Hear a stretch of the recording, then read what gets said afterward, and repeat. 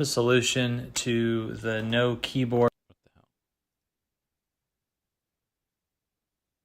It appears we're on. Okay. Solution Yes, sir, we are. to the no keyboard. What the hell are we? Okay. All right. Cool. We're live.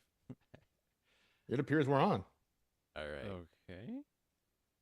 Yeah. There we go. Okay, I'm gonna mute that. Good idea. Solution to the. Right. Okay. So here we are. Welcome back, our one new subscriber, and Indeed. yeah. So here we are again. Me, Owen Graham, with my brother Aaron Graham, here to listen to and discuss Sleep Token. In episode 2 of this podcast will become your tomb. Still don't have like a fancy intro thing figured out. Life is weird. Haven't R&D's on it, though. R&D's assured us within 5 to 8 business weeks, we'll have one. There we go. 5 to 8 business weeks. So, bear with us. Yeah, so today we're going to go through 2, the second EP. And, yeah, I don't know. I don't really have much else to say. I think without further ado, we could just launch into it. Yeah, let's kick it off. Cool. So, here we go. Here we go.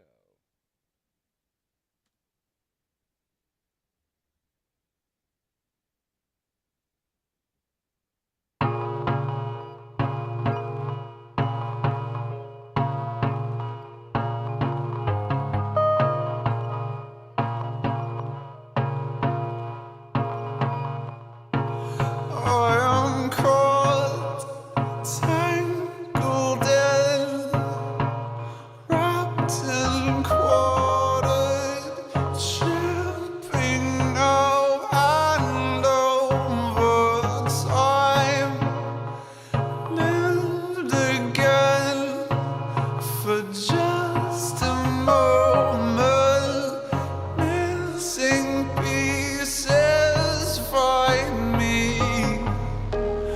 I swear that I ache for your eyes and the way you breathe.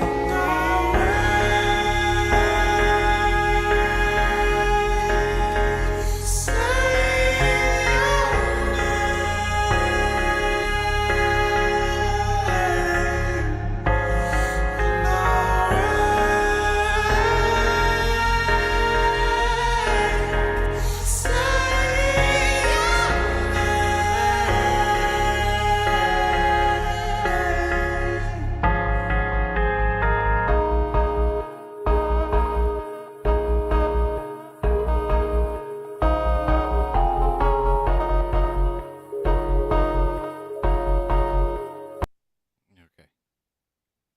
All right. Sorry. Just want to Mhm.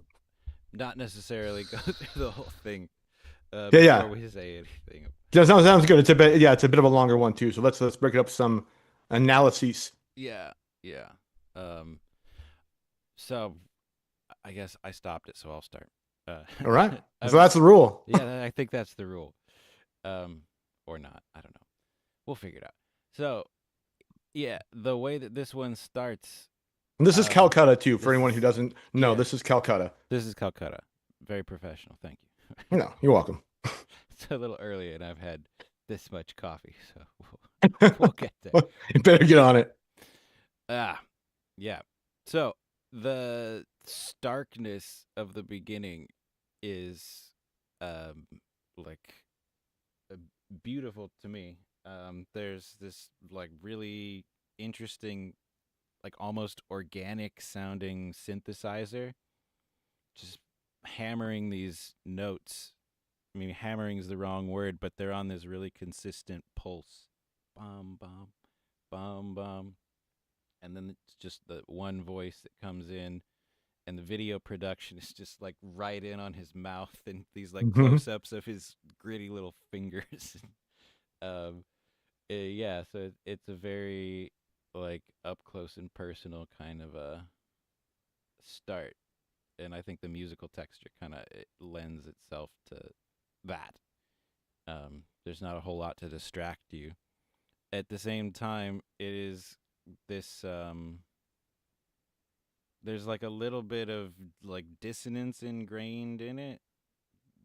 Okay, cool. My piano's working. So it's like it's on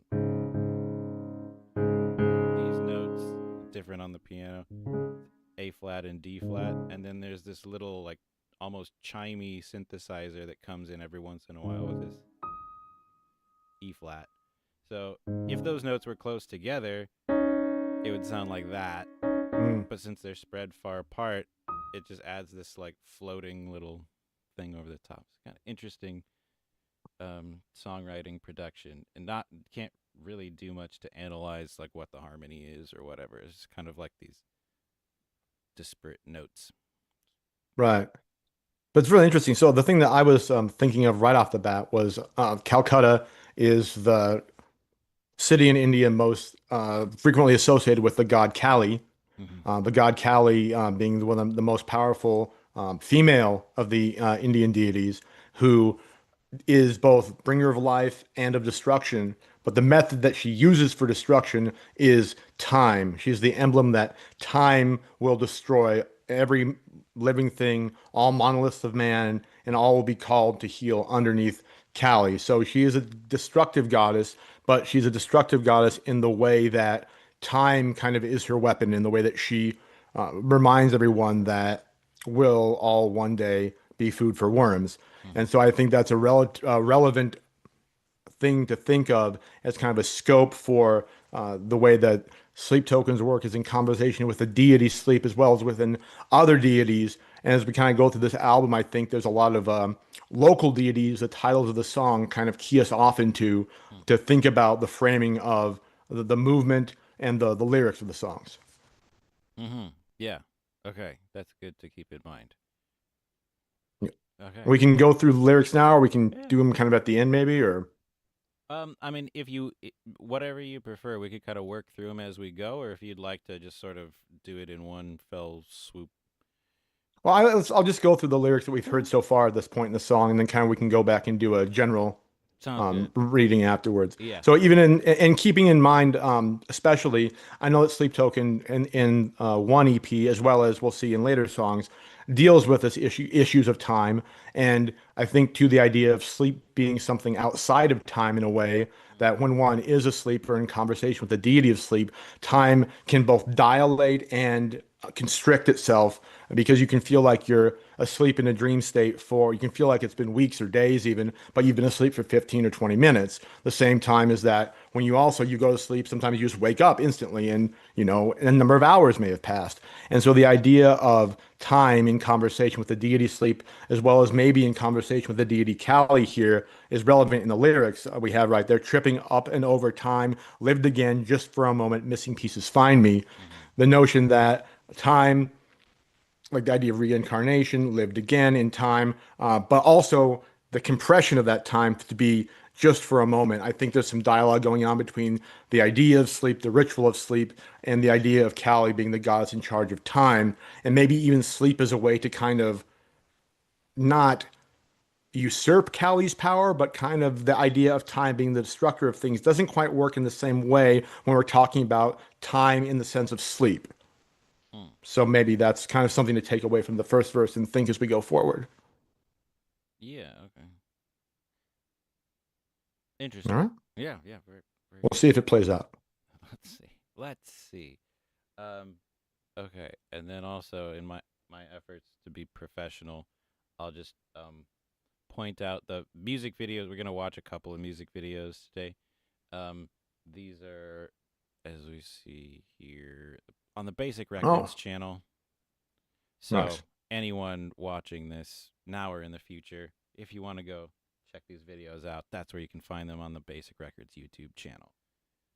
Awesome possum. At least this one, and then the second song's video. We'll get. We'll get there. And this was produced, the video production guy was the same guy we talked about last time, right? Who produced yeah. Right. I don't remember his last name, but his name is Sean, and his production company is called Loki Films, Loki, like the god Norse god of mischief. trickster asshole. Yeah. Okay. So I'm gonna back up just a touch, and All we right. got fingers on screen. Here we go. All right. I am caught, tangled in, wrapped and quartered, tripping now and over time, lived again for just a moment, missing pieces find me. I swear that I ache for your eyes and the way you breathe.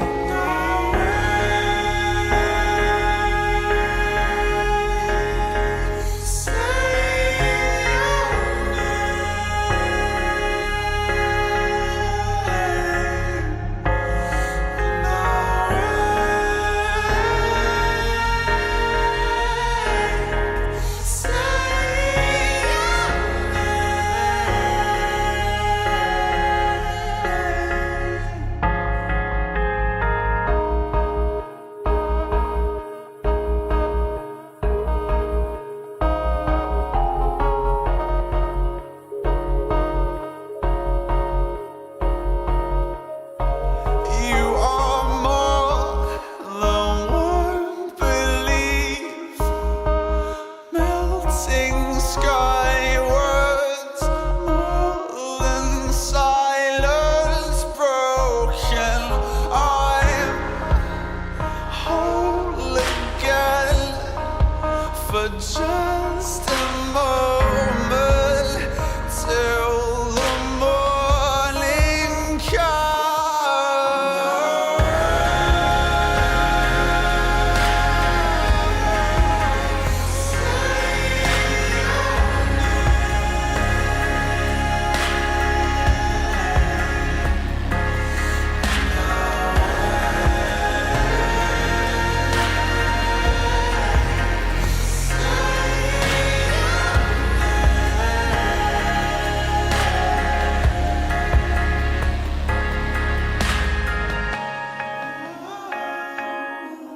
Oh, she said you'd better believe it.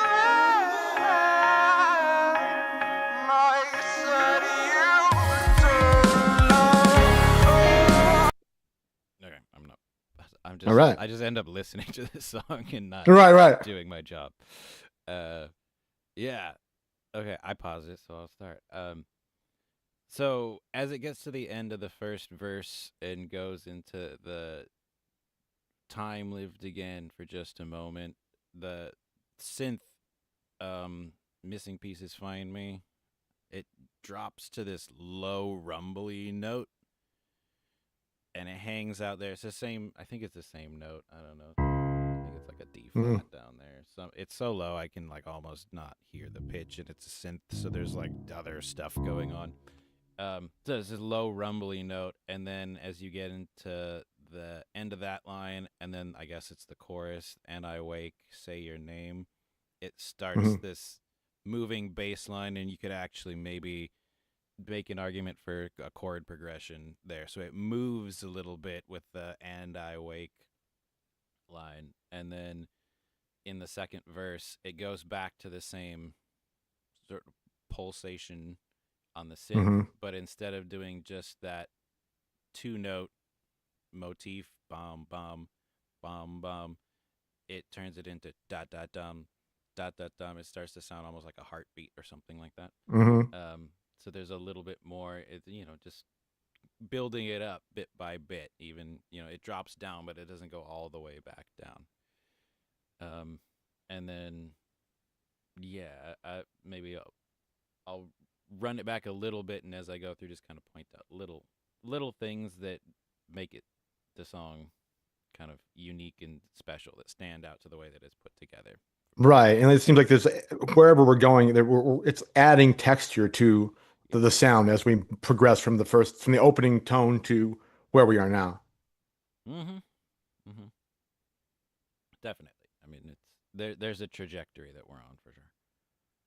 Yeah. Yeah. I mean, Cool. I don't. That's No, it's good. not the most insightful commentary, but yeah.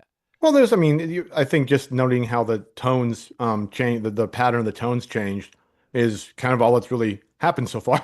Right. Yeah. Yeah. Maybe. I mean, Well, yes. Well, I mean, maybe not. yeah. Yeah. I'm trying not to like get too.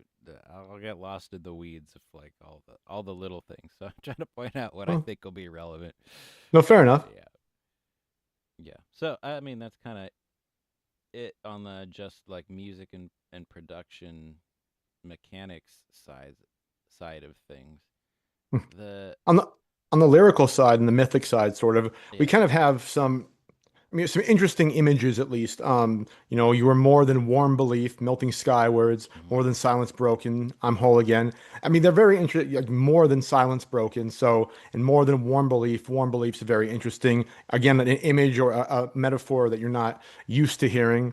Mm, It reminds one of like being either hot nor cold. The lukewarm you'll spit out. So yeah. more than what there's something more going on here than just a middling little, dismissive, mediocre kind of belief that's figured here. Again, we kind of need some of the later lyrics to make this all make sense, but just some very interesting, original kind of imagery in the lyrics again that are unexpected and delightful in just a lyrical sense.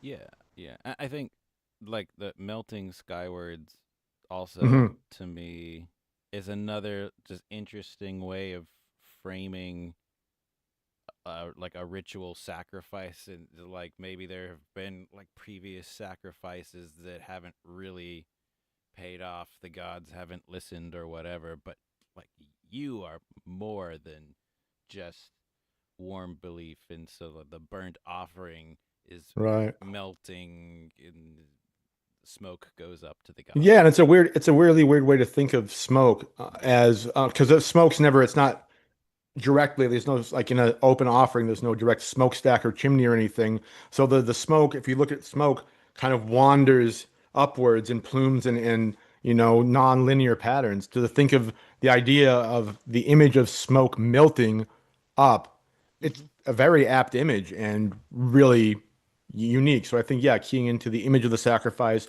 and the idea of the smoke melting towards the sky, not rushing up as smoke never does, Right. is a really great way to get that kind of image pegged well. Yeah, I think so. And I think also taking the two verses together, in the first verse, he's like laying out himself as the sacrifice, like he's wrapped and quartered, like Hmm. he's been split up, ready to uh, Ready to get ready to going be with this burning thing. Yeah. yeah. And then in the second verse, after like this acknowledgement of the god or whatever, um, I am whole again now. So he's like in being sacrificed, he's been brought back together. Like you were saying about this recursion of the reincarnation pattern of death Hmm. and rebirth. So like through the sacrifice, somehow it's like through dying you live.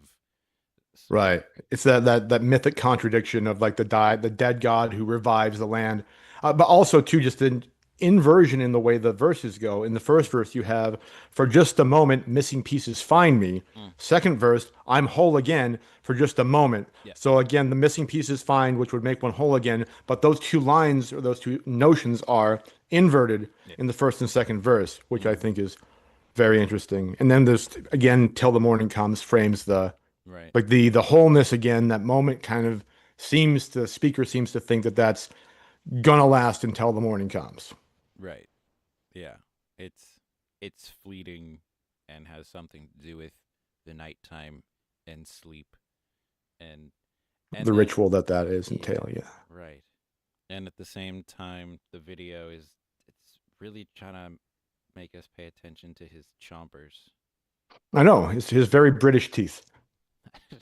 I think maybe a little less stereotypically British, a little bit more Just like enough so you Romanian, a little notice. bit vampirish. A little bit Draculian. Yeah. Okay. Yeah. Very cool. All right. That's Mhm. starting to make sense to me. It's all coming together. Back up a bit. There we go. I'm whole again for just a moment till the morning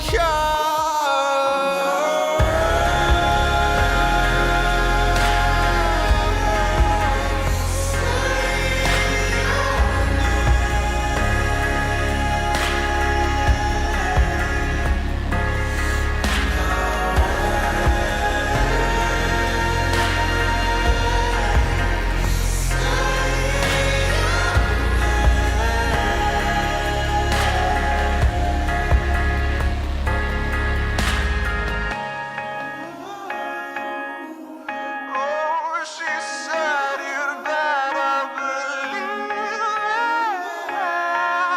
it.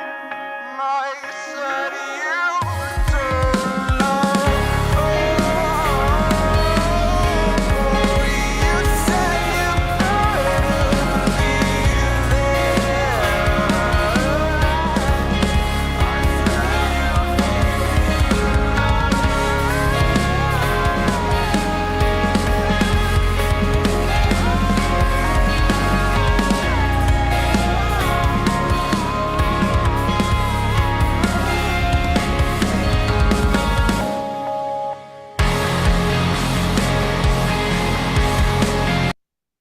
Okay. So All right. stop it before I just get into listening again. Yeah, it got nice and heavy there. Yeah. So that really simple pulsing motive from the beginning, it gets turned into this tool for transitioning between these different sections and different textures or even different genres if you want. It's like the ticking heartbeat that like holds the whole thing together. And like in there after, well, as it goes into the bridge or whatever, oh, she said you'd better believe it. That part, it, it's up in a higher range, and I don't know if it's exactly the same notes, but yeah, it's from memory. I think it's in A flat. That rings a bell, yeah. Something like that. But it's up higher. It's the same idea either way. And so it sort of fills in the background along with these backing vocals up in the high vocal range again. His head voice doing this. Excuse my singing. That sort of a little, I'm just trying to point out the part I'm talking about. So like that's going on as this like more upfront vocal. The lead vocal delivers the line, the "oh, she said you better believe it." That part, and that motive is going on behind that, and then it builds, and the drums come in for the first time, goes through that whole thing, gets bigger and bigger, and then it all drops out to just that motive, and then all the guitars come back in really big, and I just love it. No, it's great. Yeah. I love the build is like everything in the song. Yeah, and I mean, it's an effective tool to get a big transition like that, is to build it, and then I mean, drop it all out, and then just Right. drop the rock on your face, or I don't know how. Yeah, something like that. Something like that. Yeah, and I mean, those moments like make the hair stand up on the back of my neck. I get chills and stuff. No, absolutely. The one thing I'll just point out in the lyrics, this is the "oh, she said you'd better believe it. I said you don't know." This is the first time we've had the female third personal pronoun in any of the songs. There's never been a she before. This is the first she we see thus far. Yeah. Okay. And so again, not 100%. The deity sleep is kind of not non-gendered, Nebulous. and usually addressed by the you. And so the next line we also get the you. So the you, who's the she? If you're the you, Mr. Deity Sleep or Zer Deity Sleep or whatever. Yeah. So I think it's interesting too, and maybe in the context of there could be debate about this between sleep token scholars and theses will be written upon this in the future, I suppose, is the she could be Kali being a female deity. I'm not betting the farm on it, but it's interesting in the verse we get she and then back to the you, which the deity is usually addressed as. Yeah. So I don't know who she is. I don't know why she said you better believe it, but Yeah. she did. I don't know why you gotta be there. Also, like what? I know, right? It's kind of voyeuristic. Hey, if she said that, I don't know. So But apparently she did, and he She's said to right. her, "You don't know. You don't know me." yep. Yeah. You know what? You're right. I don't know. Yeah. So I just wanted to point that out. It's kind of a, I mean, it might be completely like ambivalent to anything, but Yeah. I mean, could be. It's interesting just to note that because like the points of view shift a lot throughout the Mhm. various songs and albums, and sometimes it seems like he's singing from his perspective or from the perspective of sleep, or sometimes it's like they're kind of merged together in the one vessel being, Mhm.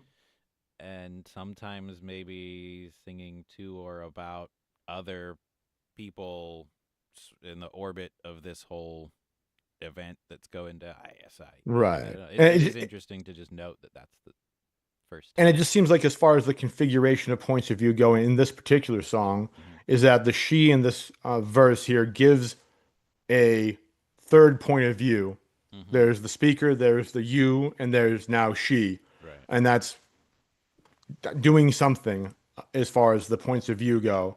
And then I guess we could get into a question of the I said you don't know, oh you said the you could be addressing the she, the you could be addressing sleep, they could be, but there is this kind of third perspective that's now been inserted in the middle of the song for whatever that may be worth. Right. And we'll finish listening before we start to conjecture upon the value and or purpose of the she. Let's not. Okay, and then as we get back into it, I have just completely blanked on the name of the festival, the Festival of Colors in India. Like the rest of Holly. this, Holly. That's Holly. Okay. Yeah. Yeah. That's I was felt wrong, but okay. No. Yes. So like at this point, like as the music grows from here on to the end, it's some sort of it like direct analogy of that. So I don't remember exactly what the mythology underlaying Holly is, but I feel like it would be relevant to what's happening here. We've Certainly. been located in Calcutta We have. and built up to this point in the song where we've kind of gotten all of the words out, and now there's exploding paint bombs and stuff on screen where we've had this very like dark, bleak, it's black and white close-up shots of masks and teeth and all that stuff, and then Right. now this And hands. Yeah. yeah. So that's just I just wanted to point that out as being No, absolutely. And just curious, as this image stopped right here, when you have good pause skills, is what is that exploded? It looks somewhat like a screen door or like the door to a tractor trailer, but you have an idea what that is that just blew up? not exactly. All right. I was like, where did that come from? I'm gonna back up to the transition because I want to hear Okay. it again, but also just so we can try to make more sense of this. So it's fingers. There we go. All right, ready? Hmm.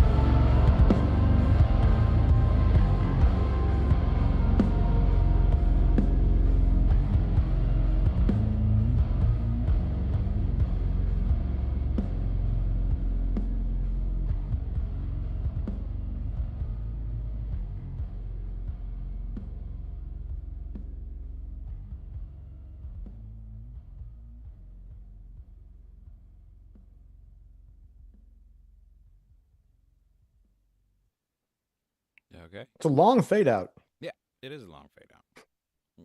You're right. Nothing wrong with that. Yeah.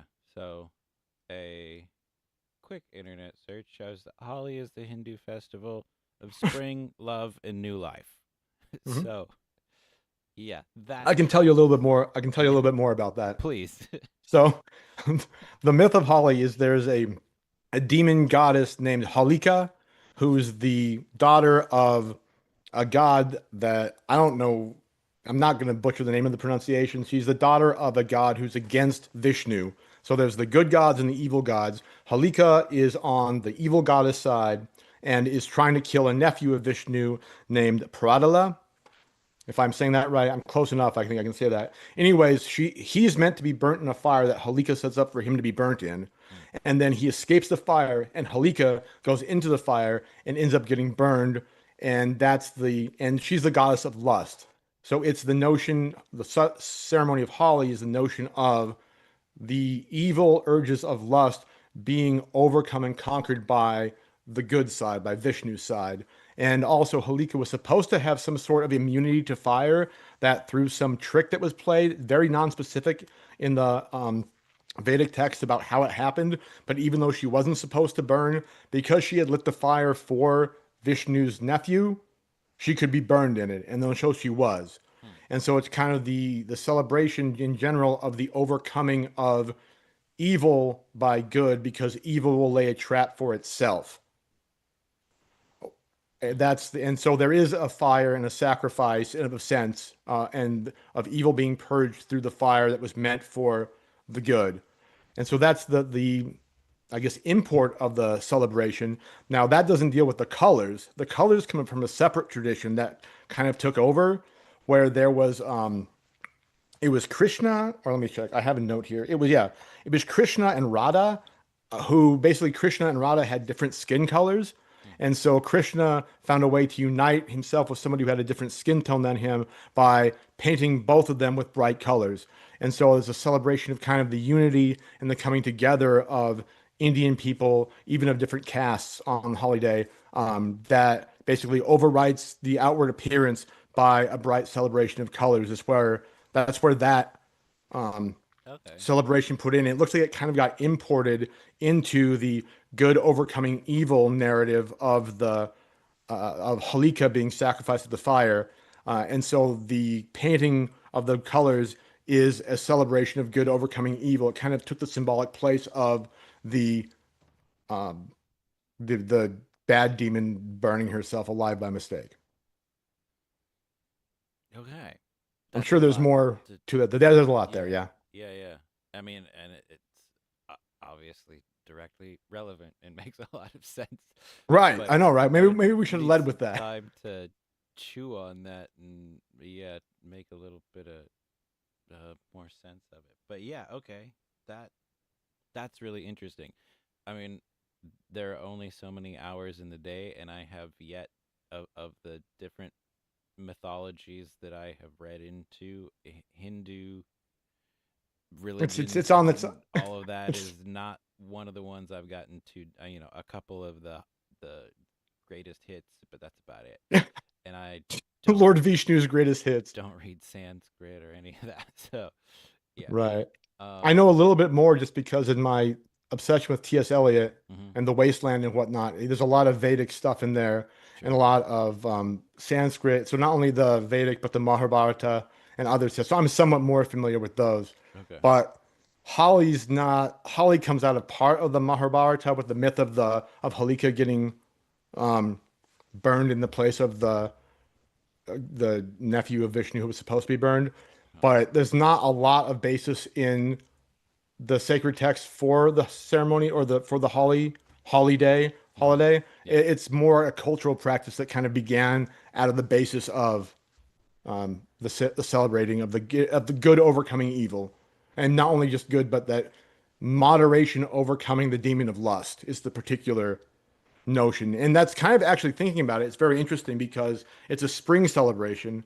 And usually in spring celebrations, at least in the Western tradition, you kind of have like the maypole, and like lust is kind of elevated. It's time to be fertile and go multiply, and the Vestal Virgins and yada yada. Hmm. So it's very interesting that in this spring ritual, there's the goddess of lust being overcome, kind of by the flames of her own desire and getting eliminated by moderation, which is not the traditional spring myth in,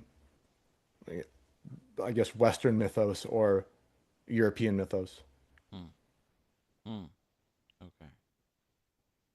Yeah, interesting. Still a lot to try to. Oh yeah, even more to unpack there. Yeah. Sorry. No, no, that's good. I mean, that I'm not gonna think through that all right now, but that, yeah. And so while you're doing that, I was also just like looking around for more stuff about Calcutta. You bet. Um, and that apparently in It was the Bengali, seat of the British. It was the well, seat of the British colonial empire. yeah.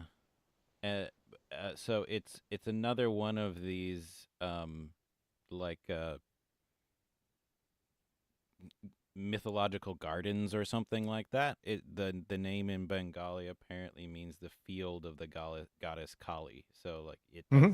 it's got that link to Kali, but it's like the one of these sort of like Oh, um actually, sorry, of interest there too yeah. is Holi is one of the only Indian festivals that, and Vedic festivals, Hindu festivals that has nothing to do with Kali. Kali has no part whatsoever Hmm, in the festival of Holi, which is rare because she's usually involved in everything. right.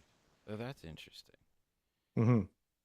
So then, yeah, that contrast of that's an interesting choice for the music video to throw those things up right next to each other.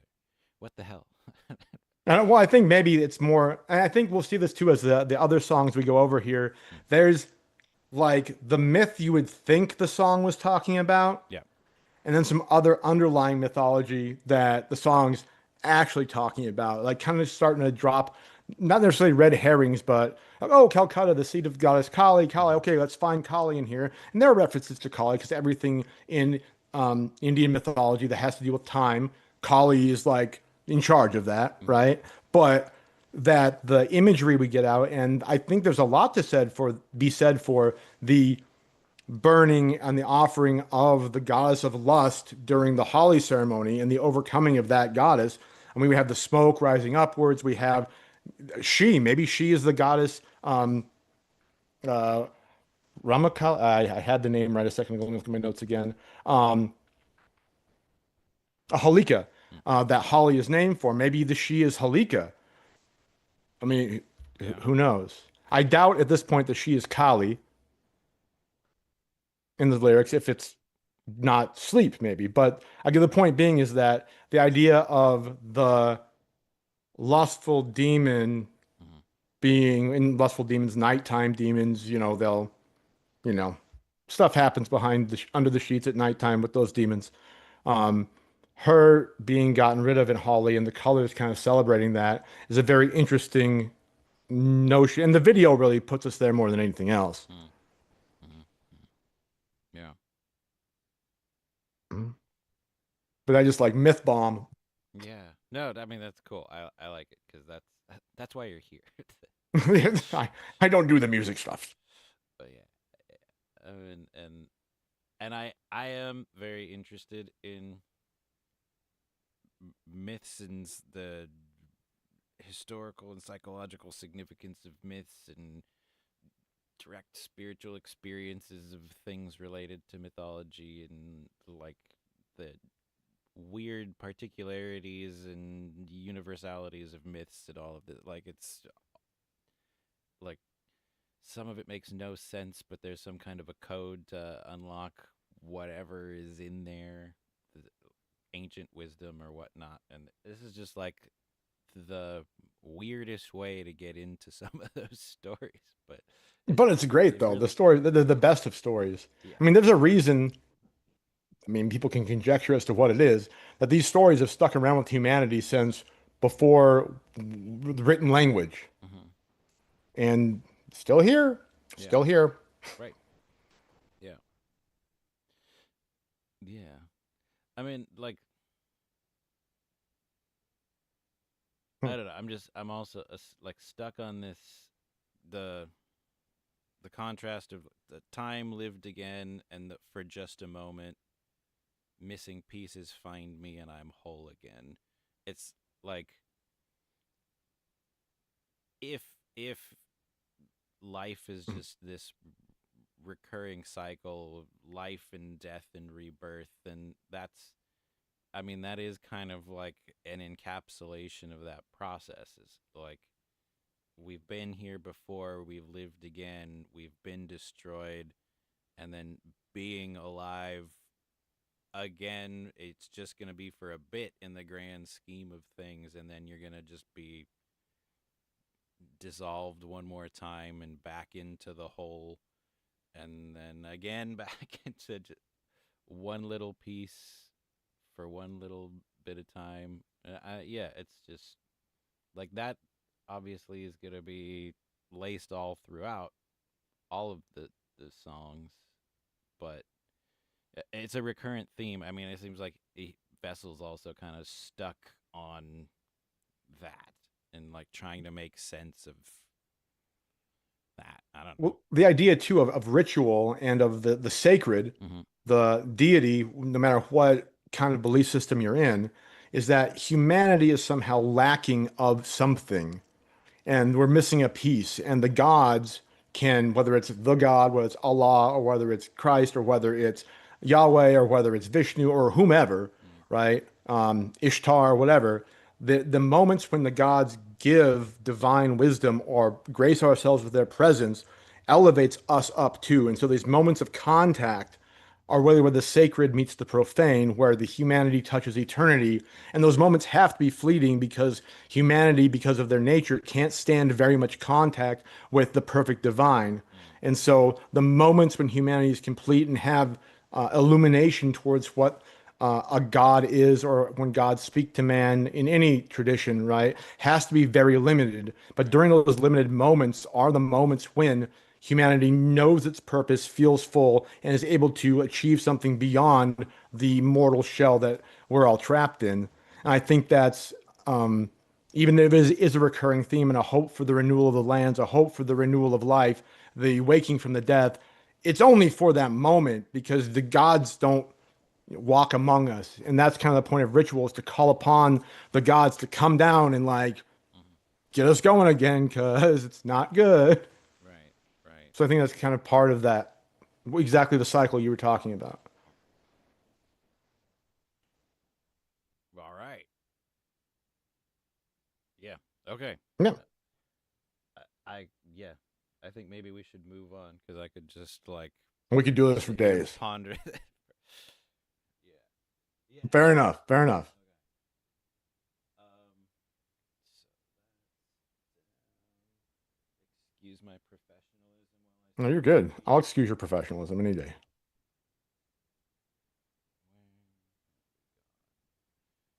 Are we up on the next one now? Indeed, we are. Okay. So there's a bit of a story for this next song, which, if I'm Okay, correct, the next one is Nazareth. you are correct, Okay. at least So by my counting. there for years in like the sleep token discussion forums on Reddit and Facebook and the various corners of the internet, there was this like idea that the music video for this song, which the original music video doesn't really make a ton of sense. I mean, it's not, there's not much to it really. Hmm. So if we switch over, there's some similarities here. So this one, the official Nazareth music video is over on the Basic Records channel. And Hmm. the music video is basically just like the entire song's worth of close-ups of this cockroach on a flower. Lovely. I'm just skipping through Yeah. Okay, like that's the Mhm. whole music video, and it's interesting, and I don't know, kind of gives you space to introspect on contrast of this beautiful flower and the cockroach and what's going on with the Call an music. exterminator in your free time. Yeah, all of that. But after EP2 and before the first full album came out, there are a couple of singles that got dropped, and the band changed management between those 2 points.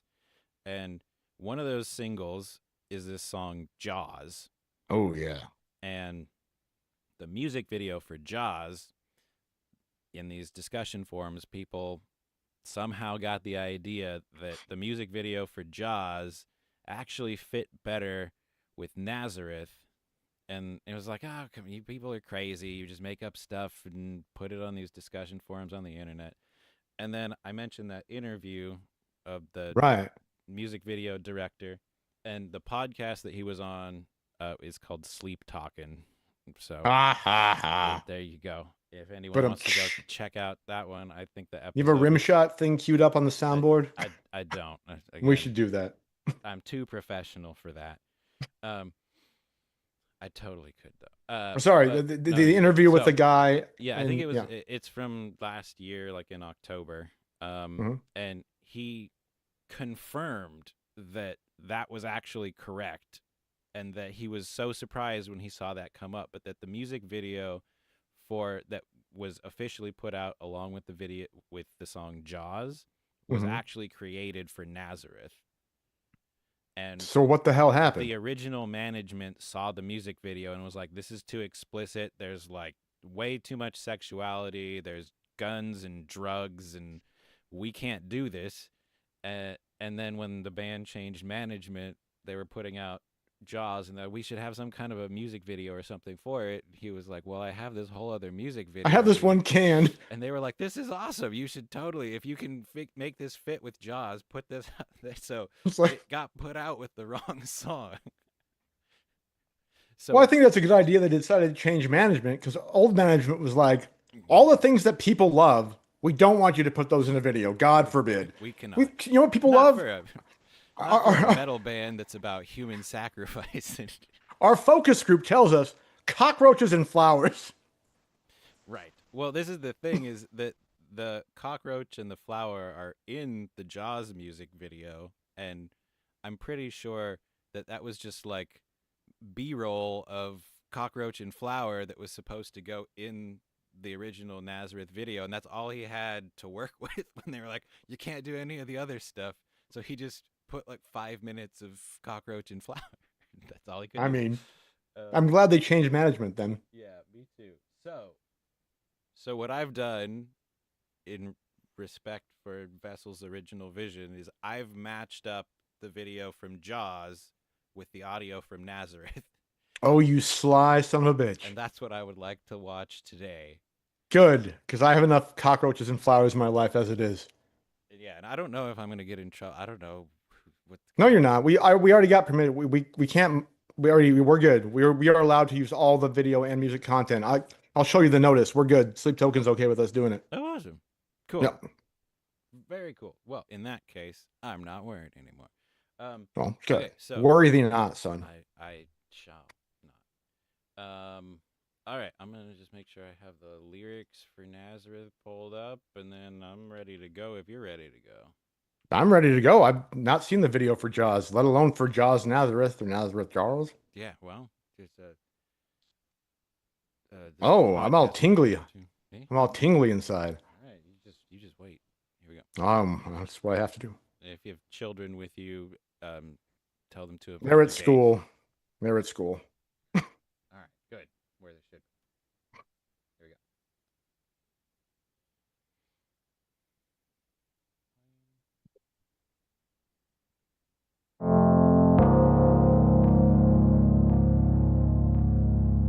Hey, wait, that's the cockroach. No.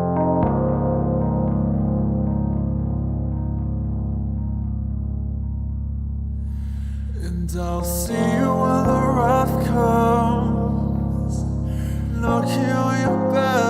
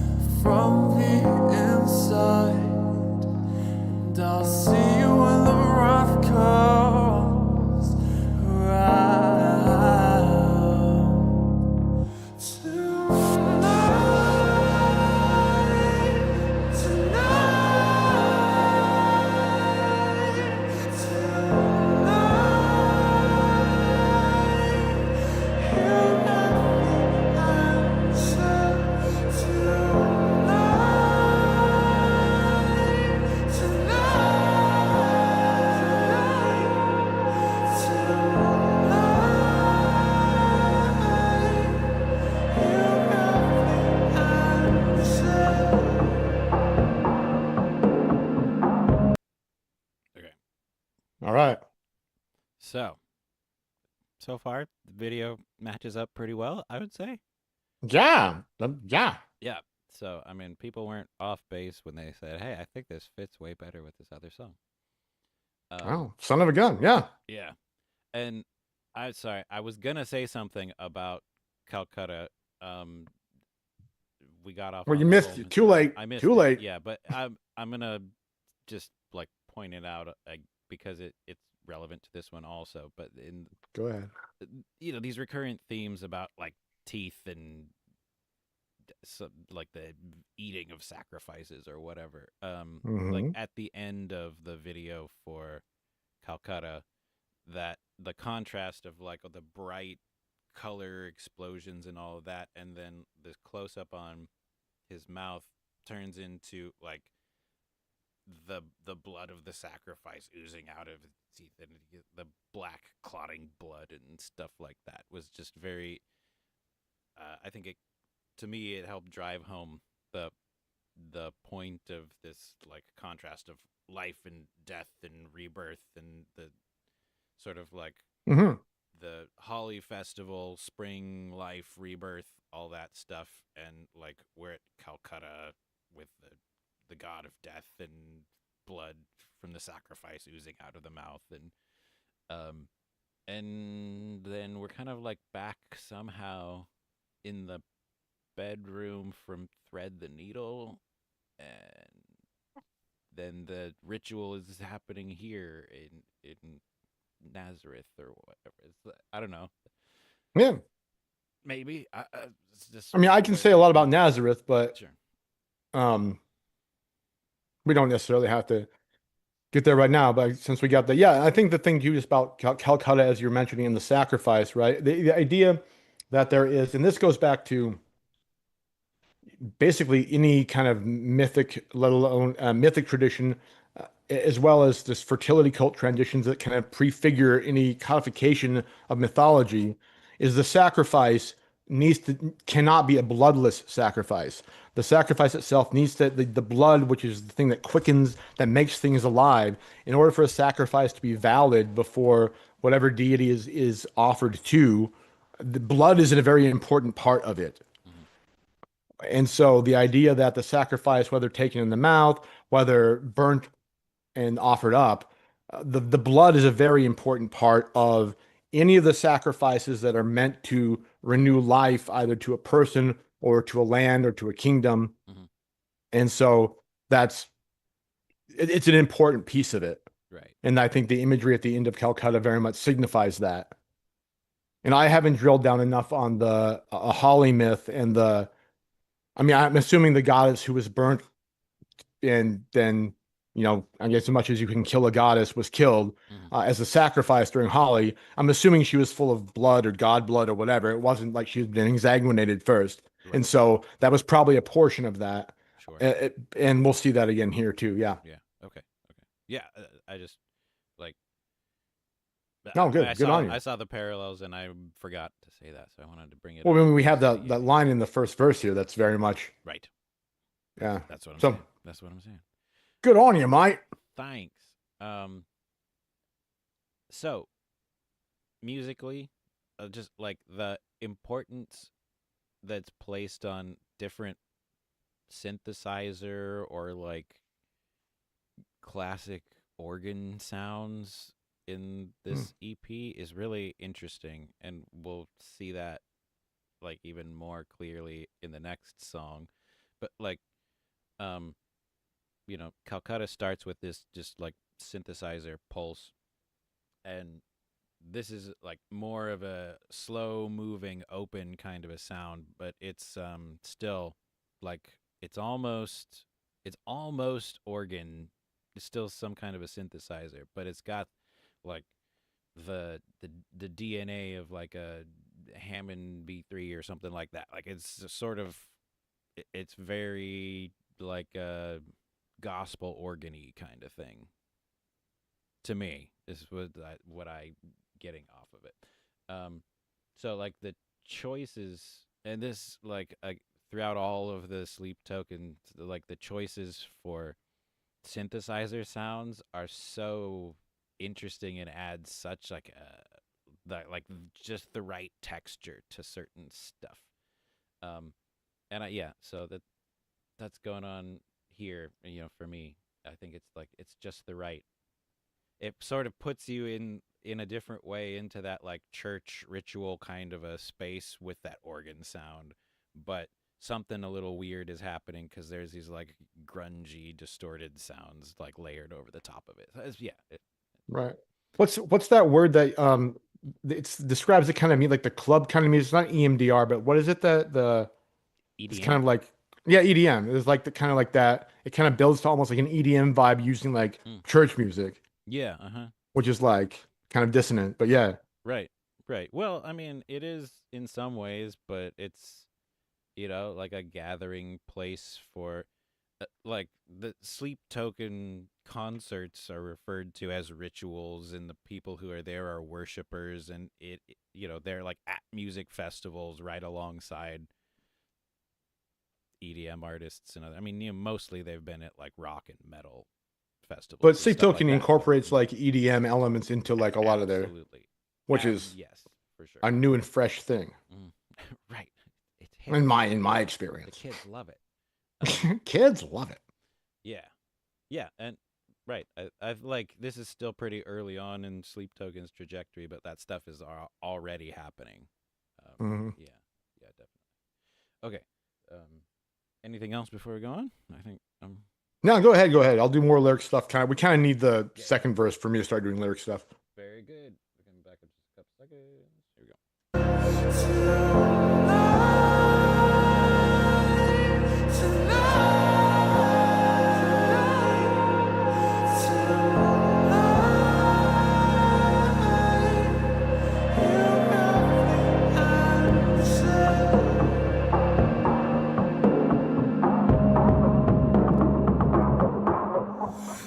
Slow the gun,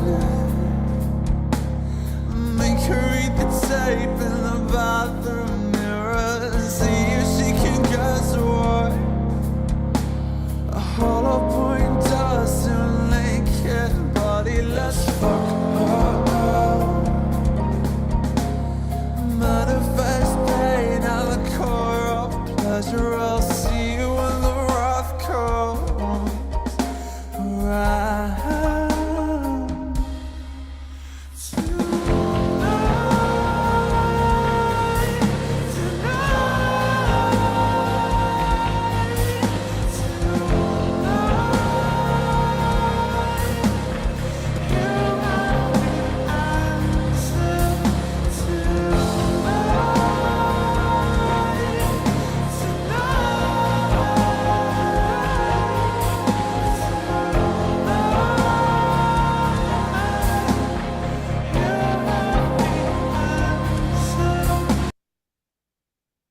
All right. Very nice. Okay. I don't really have a whole lot else to say about the music at this point, because I don't want to get off way into the weeds. But I'm leaning more towards like a Rhodes than a Hammond B3 is the inspiration now after listening a little bit more. So I don't know. It's some kind of like classic organy electric piano type sound, but same. Like not full synth, like kind of trying to sound analog-y. Yeah, yeah. I mean, and it's also possible that they actually recorded one of those, like they actually recorded through a Rhodes and then layered some other digital synth stuff on top of it or something like that. But I mean, I don't know. They do so much stuff digitally. They probably don't need to do that. And But they might have just for there's some fun. really good emulations of those instruments around these days. Yeah, I don't know.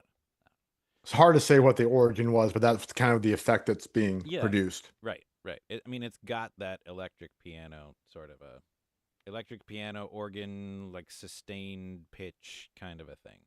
So like the predecessors to synthesizers, precursors to synthesizers. What I mean. Yeah. Okay. So I'm interested to hear your take on these lyrics now. If you don't. Well, it's very interesting. Okay, so the Nazareth is the childhood home of Jesus Christ. He spent his childhood there, famously, the Jesus Christ. He famously was raised there in childhood, and also there's a big. It's right now currently in Palestine. It's the most populous city as far as Arabic uh, inhabitants. Hmm. And well, at least it was until last year, but who knows? Historically speaking, since 1948, it's the most populous Arabic city in Palestine. Hmm.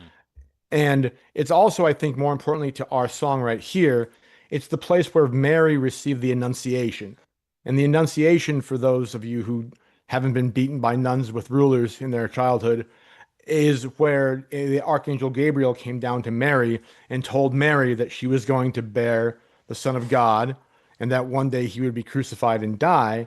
Hmm. And then Mary had a reply to Gabriel, and Mary said yes. Hmm. And so I think a way to look at this is a possible reimagining and re-envisioning of this, almost from Mary's point of view or from somebody who's observing this interaction, but kind of taking it into a, it's not like historical fiction, it's like mythological fiction almost, to kind of imagine a different Mary than the Mary that's in the Bible, sort of, right? Yeah. And so the whole idea too is tonight, I mean, just to go to the chorus towards the end, right? Sure. Tonight you'll have the answer. Hmm. And the whole point about the Annunciation is it's less about the fact that Gabriel asked her to do these crazy things that are obviously logically impossible. Hmm. The theological focus is on Mary's answer, which is yes. Right. And so I think to put it in the not only the music video, but also the lyrical configuration in the idea of a bedroom, a boudoir, Hmm. a place where life is generated through the sexual act, Yeah. is not completely incongruous to the idea of the Annunciation. Right. It's obviously configured differently, but not, but the mythological impetus is sort of the same. Yeah. And the idea too, to transpose it even a little further, is the idea of let's load the gun, make her eat the tape in the bathroom mirror, see if she can guess what the hollow point does to a naked body, Uh-huh. is part of the Annunciation, or part of the, rather, the prophecy that preconfigured the Annunciation was that Mary's heart would be pierced by seven swords. She'd know sorrows more than any other human had known. Right. And so if we take it out of the, you know, the Roman kind of era Hmm. context Yeah. and make it more modern, like the loaded, like the idea of the gun and the naked body, it kind of can configure the same thing Mm. as the heart being pierced instead of by a, seven swords, in this case, by a hollow point. The idea that the answer to the question that is being proposed in Nazareth to Mary is going to tear her up from the inside. It's going to fuck her up. It's going to like Yeah. more suffering than any other fully human person can know. She is saying yes to. Right. And so I think that's kind of the mythic scope that I was taking away from the lyrics. I'll let you, I've been going for a while now. Yeah. No, I mean that's basically. I mean, without like the direct parallels to um, for myself, I haven't articulated that relationship to Mary exactly, but for me, the song has always been about like the incarnation of the deity requires a willing sacrifice. So like in order for God to be incarnate in the figure of Jesus the Christ, uh, Mary has to say yes in order for the God to become flesh. And similarly, whatever is going on here in this situation, um, vessel, I guess, is this is the point in the trajectory of everything when vessel is saying yes or going through with whatever the sacrifice is that needs to be made in order um for sleep to be incarnate in the vessel. Yeah. Right. Well, there's nothing to like the idea of the merging of Sleep, the deity, with Vessel as a willing participant to be a vessel. And the tons of mythological configurations, just in general, Mm-hmm. configure the female as the vessel Mm-hmm. and the male as that which fills the vessel for obvious anatomical as well as mythological reasons. Sure. And there's nothing also that should be particularly off-putting with the idea of vessel being the vessel and the deity embodying vessel in a similar kind of juxtaposition as Mary becoming Right. the vessel for the incarnate word. Right. Right. Right.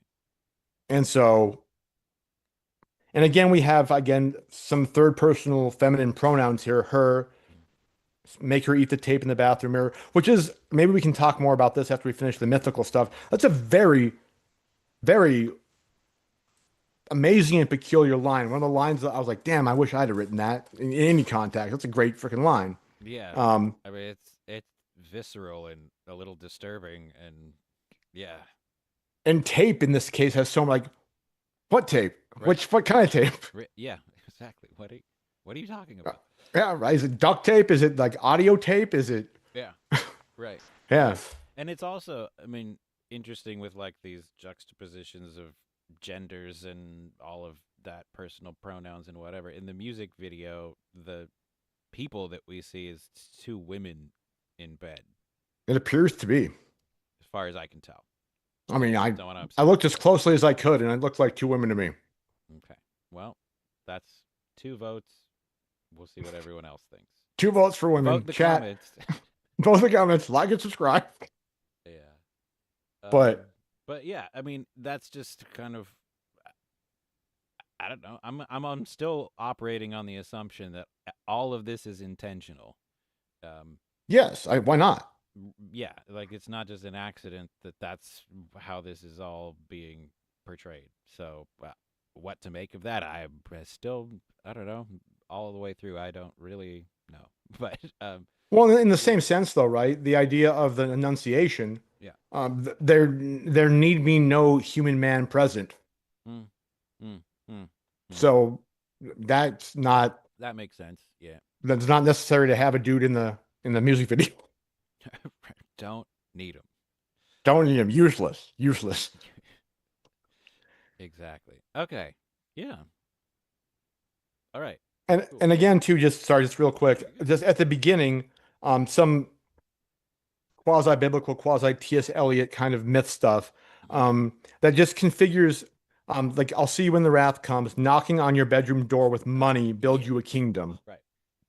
So there's, I think this opening 3 lines doesn't exactly refer to the Annunciation per se. Maybe it could configure it in a certain way that Gabriel, though he didn't come to Mary at a bedroom door, I mean, the act of making Mary have use inside of her is a bedroom act. And so, and then the kingdom of God on earth, Christ's kingdom, could be configured that way. But there's also an allusion to a line in the Gospels after Jesus has been killed, when the apostles and Mary Mary and Mary Magdalene are all like hiding out in the top story of some building in Jerusalem. Yeah. And they're waiting for the knock upon the door. Like, they know the Roman guard is going to come and put them all to the sword because their buddy Jesus just got crucified and they're probably next. Right. And so there's an idea that they're waiting for the knock upon the door, and that thankfully for them never comes. But the notion of kind of living in fear and waiting for the next boot to fall is kind of how I configure that. Mary was present there as well. I don't know if I'm stretching too far, but because they were waiting for the wrath to come, right? For the knock on the door to signify basically like, y'all are up next for the crucifixions. Right. Yeah. I mean, I can see that working. So this may be, these things can be layered, but so I've always just sort of seen it as like, whoever is listening to the song or whoever is being addressed by the song, like, you think you're going to be fine and you're not going to need the gods and you're not going to have to make these sacrifices. But when things get really bad, when the wrath comes, I'll be there, and you're going to have to sell your body in order to, like, remake things from the wasteland. In order to rebuild your kingdom, you're going to need the gods, and you're going to need to be the sacrifice. It's going to be your ass on the line to pay for it. Yeah. And the idea too that kind of goes with the dripping from the open mouth, the idea of taking the deity or the sacrifice, the host or whatever, and embodying it, right? Mm-hmm. That would allow the like becoming the vessel for the deity in whatever way would allow the deity to literally see you from the inside if you're imbibing the deity in some way. Sure. Yeah. Or just that you're going to be dismembered during the Well, sacrifice. that's less pleasant, isn't it? Yeah. I mean, it could be both. I don't know. Yeah, it's gonna go full blood eagle on it. Yeah. I think That why could be. not? Yeah.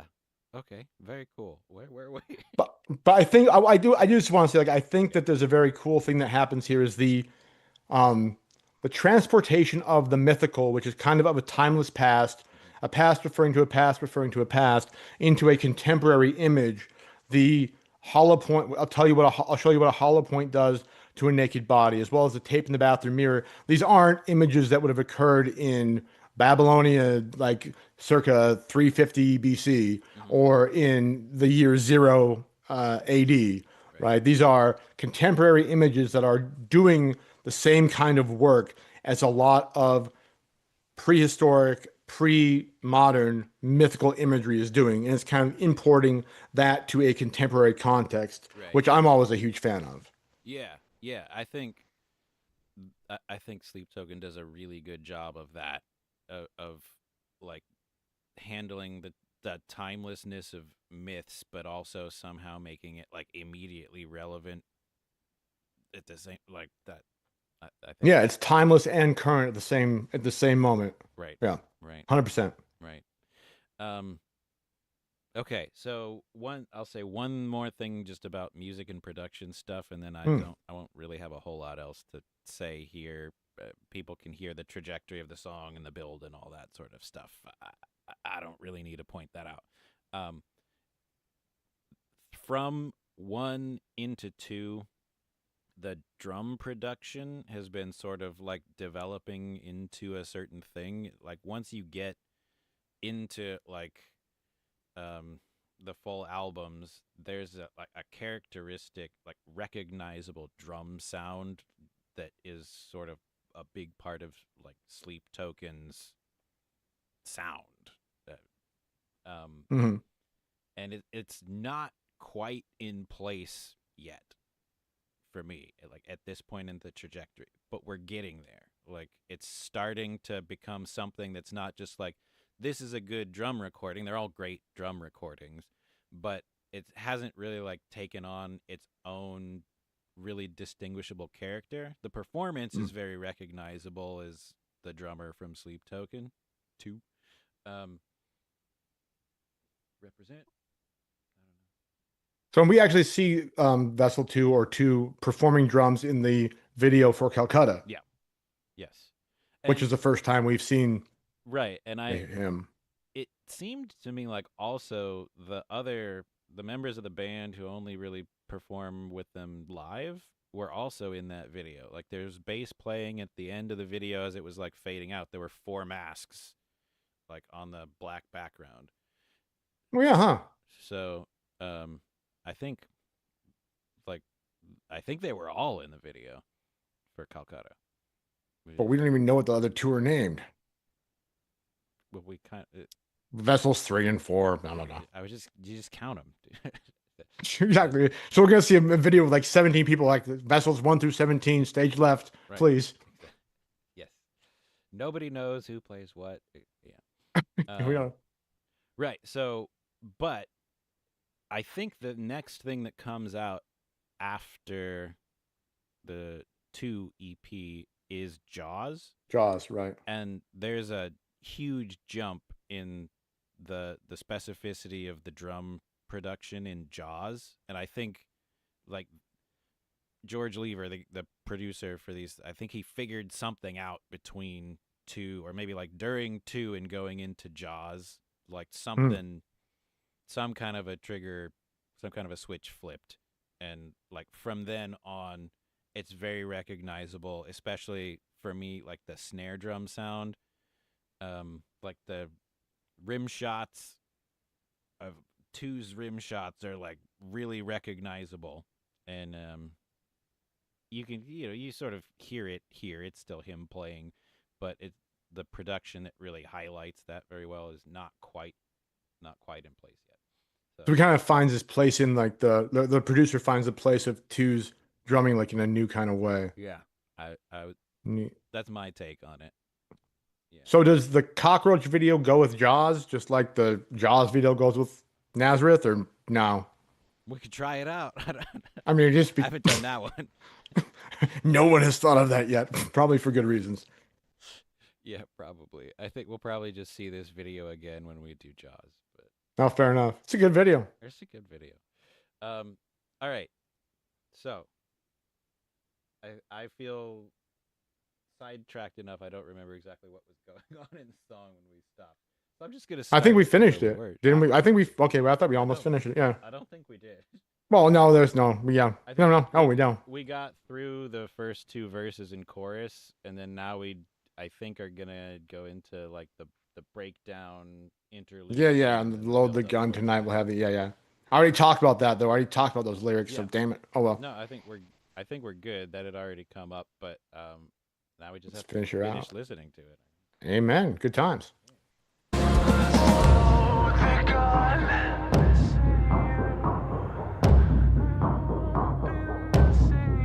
Let's load the gun.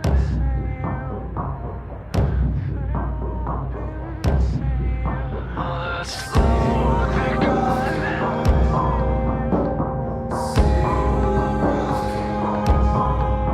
Let's load the gun.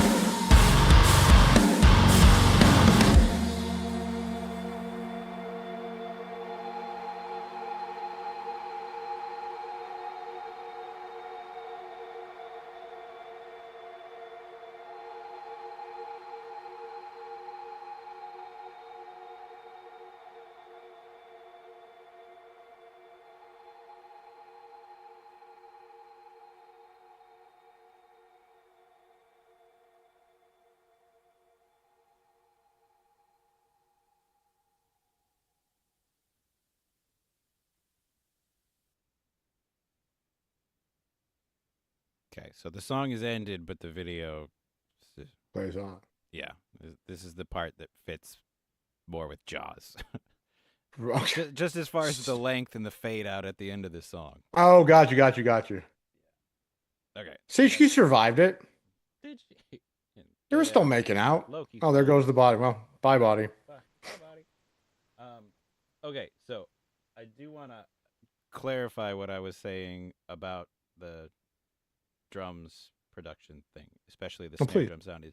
I think that in this song, during that build up and the heavy part right there, I think that's where he figured out something about the character of the drum mix for Sleep Token. Like the snare drum sound during that heavy part right there is distinct from everything before it, Right. and that starts to take on like recognizable aspects of the character that it has for the rest of their Right. Like even in the heavy part of Thread the Needle, it wasn't that was not present. Yeah. right, right. It's and even like let's see some stuff from earlier on in the song, just like are there drums here?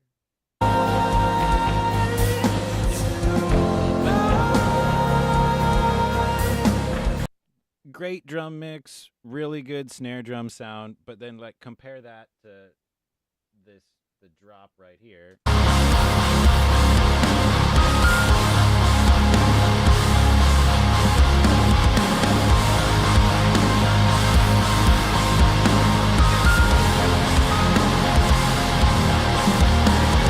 Right. Okay. So that's like the snap has gotten turned up and there's like just the right amount of reverb, and then Mm-hmm. where everything gets all dissonant and crunchy at the end, where they go back to like the low part on the guitar and just da da, Right. and the snare drum sounds like a cannon.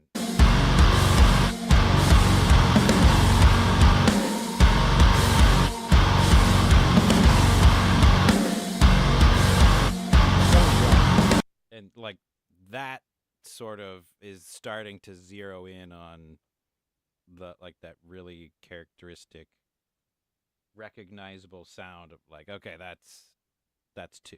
That's And that's the way the snare drum is being processed in studio, right? yeah, so it's the way that it's being processed, but like having listened to the live recordings and Mhm. that sort of stuff, I mean it's just getting the correctly capturing and processing the sound that he actually makes on his drum. Like Oh. different drummers, like the particularities of the way that you hit a rim shot. What a rim shot is, I should define, is on the snare drum, it's when you hit the drum head, the skin of the drum, and the rim of the drum. It has this metal rim that goes around the edge of it, and you hit those at the same time. So with the thickness of the stick, you hit the rim, and with the tip of the stick, you hit the head of the drum at the same time, and it creates this really aggressive, loud crack on top of the Mhm. regular snare drum sound.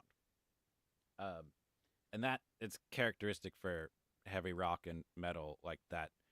If you're not doing like really fast technical stuff, you're just laying down the beat, you're basically always going to be playing rim shots. And every drummer has a slightly different sound to their rim shots because they all hit the drums slightly differently. And it has a lot to do with the way that you tune the drums and like all that, like exactly how the stick is going to react to it. And so it could also be like two dialing in that technique and that sound and everything as they go through this. So it could be the simultaneous trajectory of like the producer and the drummer figuring things Right. out together. But yeah, for me, like right here, this moment is kind of when it starts to lock in. So that's Like, we like that. Do more of that. yeah. Or he's like, I like this. I'll do more of this. Another, sir. Another. Please, sir, may I have another? Yeah. Okay. So I think we are on trajectory to go a little long again. So I don't want to belabor anything else. If you have any other comments about Nazareth, No, I think I'm good on that. I will ponder the. I mean, I think what I have is more or less. I think the Annunciation myth is the closest thing to what we have here, being reconfigured to modern times and pondering the consequences of yeah, the same kind of word incarnate into like the deity sleep into the vessel of token, not into the right. token of vessel or whatever, you know. Yeah. Yeah. Right. And I think like the recursion of the theme of like the name and the word sleep being this like the best transliteration of this ancient thing that's not really pronounceable humans can't actually pronounce the name of the god, but sleep is as close as we get, sort of a thing. Right. Like, I think that all ties in with what you've interpreted for us from all of that. So that's Sounds good to me. pretty cool. All right, so On to Jericho. we're on No to video for Jericho? No video. So I just put the album art up there, which That works. also, there's a lot going on in that. Yeah. So I think the way that this is like the CD jacket laid out flat, and like I think the front on the left, Calcutta. that's Calcutta, Nazareth in the middle, Jericho on the right. I would believe that, yes. And then in that middle panel, I think those are the names of the tracks in Sanskrit, Arabic, and Hebrew, or I don't know. I can't really recognize the writing that. I can't see. And the second is definitely Arabic, and that's definitely Nazareth in Arabic for sure. Okay. El Nazaria. Okay. So that was just my. Yeah, that's definitely assumption. Sanskrit up top too. Yeah, and I think that's Hebrew on the bottom. Could be Sumerian. Yeah, it could be Hebrew or Sumerian maybe. Okay. Yeah. Right. And so my assumption, Yeah. that's just the track list on the back. Right. Exactly. Yeah. In the most sleep token way. Okay. So let me make sure I got this. Okay. I'm going to just get the lyrics for Jericho up, and then it'll be immediately noticeable, this thing that I've said about like classic electric piano organ sounds and this like gospel church vibe thing. It's like front and center right at the beginning of this one. And at first, like my first couple listenings to this song, it was off-putting to me, but it started to make sense. And like the way that it starts with this really kind of like we've heard all this like metal and EDM sort of stuff, and then this track starts with this thing, but the way that it gets incorporated in the way that the song grows is actually like pretty genius. But Well, awesome. okay, here we go. Jericho. Jericho, let's go.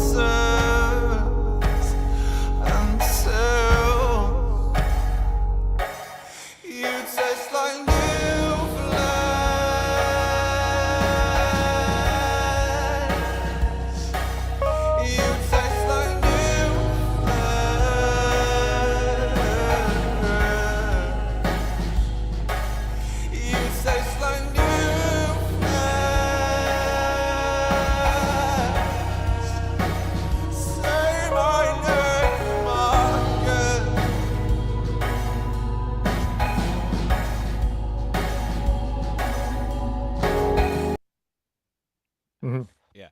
So, like the way that organ intro thing comes back in during that chorus is just like, oh, okay, I get it now. It's sort of like in the background, it's in the middle of the texture a little bit, but it's this like weird bluesy gospel lick sort of a thing, and then the drums are Hmm. playing this kind of like triplet feel shuffle thing, and it works. It just works really well together. And then like going on my thing that I've said before about like choosing these synthesizer sounds, or maybe in some cases it's like samples mixed with synthesizer sounds. But there's this rhythmic thing that happens until I wake, I dine on old encounters as it's building up to the chorus. It's this like percussive, chimey sort of a thing. It sounds to me like it's some kind of a synthesizer thing, maybe mixed with a sample, and it just like it ties all of the organ stuff and all the other things together. And it's like if you're not listening for it, it's easy to miss almost. But it like it's just this genius songwriting production thing that kind of like brings it all, makes it all fit, because these are kind of like disparate things that wouldn't necessarily be found in the same place, and they need something to make them fit. And to me, it's that thing somehow does it. Um, but yeah, No, okay, absolutely. that's To the lay ear, it sounds like it belongs, which is yeah, right, right, and yeah, so it works. absolutely it does. Okay, so I think the at least the first part of this song is from the perspective of sleep. Okay. That's just my take on it, but And nothing wrong with that. uh, or it's sort of like both. Maybe the chorus is, but um, or maybe this is from the perspective of vessel being inhabited by sleep, or something like that. It could either or, yeah, yeah. So just a bit of a mythic background that might help Yeah, ground stuff too. please. I think it's both and, right? Okay. So Jericho Yep. is the place that the principal place of worship for the moon god, Jeriah, Mm, which is a Mesopotamian god. mm, And Jeriah is very interesting. It's the god of timekeeping, the god of the crescent moon, the god of travelers at night, mm, and the god of fertility, the male god of fertility. And he married the female god of fertility. Her name was Nikal. mm. Nikael. All right. And so he passed over marrying even more prevalent goddesses. He had to be with her. And so they married each other. And she's the goddess of fruits and harvest. And he's the goddess of the sickle moon, the night, and male fertility. Mm, And so, again, the seasons and the rebirthing and everything, Jeriah is a very much the most prevalent Mesopotamian god for that. And also relevant to, I think, the lyrics here, he's the god of the nightly dew. mm. And that's very important to desert agriculture. Like the plants that are grown in more arid environments Yeah. don't rely so much on rain, obviously, but as the condensation of the dew on them. Right. And he's the Mesopotamian god, very strictly related to Mm. the production of that dew on the plants to let them grow. Huh. And so, again, I think that sleep as the deity is also kind of interrelated to the mythos surrounding these other Mhm. deities. Yeah. And so, in locating sleep, the deity in Jericho, it almost doesn't matter. Sleep is speaking in the voices of other deities. He's kind of channeling in the location that Hmm. the song title gives us. Right. And so, I think the ancient water salt. I mean, it could be referred to the dew, could refer to could refer to a number of things. But the idea that the god in this case is coming down and giving new life through the production of the dew or the water, and then stones, of course, Jericho, the walls, and yada yada, biblical myth. Hmm. But I think it's just very interesting that there kind of seems to be, as we always kind of find, the deity, and this goes back to our talk about Frasier and even our talk about Holly versus the myth about the colors being painted on, is there's always an older god who lived here before. Hmm. Hmm. And the new culture, the new religion, the new whatever will take other gods and kind of supplant them or involve them with their own theology and mythology. Yeah. And so way before Christianity was a thing, way before Judaism was a thing, the Jericho had a very important moon god Hmm. that was worshipped here too. And so even after Judaism, Christianity, yada yada, now we have sleep, the deity, still kind of harkens back to the original theological or cosmological inhabitants of the city. Hmm. Hmm. Hmm. And Yaria would be that Yeah. the oldest god we know who's affiliated with this area, the moon god. This again, Yeah. moon, sleep, night. Yeah. Okay. That's cool. I did not I thought, know. I did not know that. What I well, knew about that's why I'm here. Jericho, other than just like stuff from the Bible, the walls of Jericho and all that sort of thing. But They came a tumbling down, as they they say. sure did. That like in archaeology of the Levant in that whole area, Hmm. the grain tower at Jericho for a long, long time was sort of like proposed as like this is a marker of like the first emergence of recognizable human civilization and some kind of like an economic development, a sign that agriculture is really developing because we've got people here who are building something to store up some kind of a wealth of food, um, Hmm. and build up a large settlement, a city around this one area. Um, Now, since then, we found things like Gobekli Tepe and Karahan Tepe, stuff that has pushed that date way, way back, much farther than the Grain Tower at Jericho.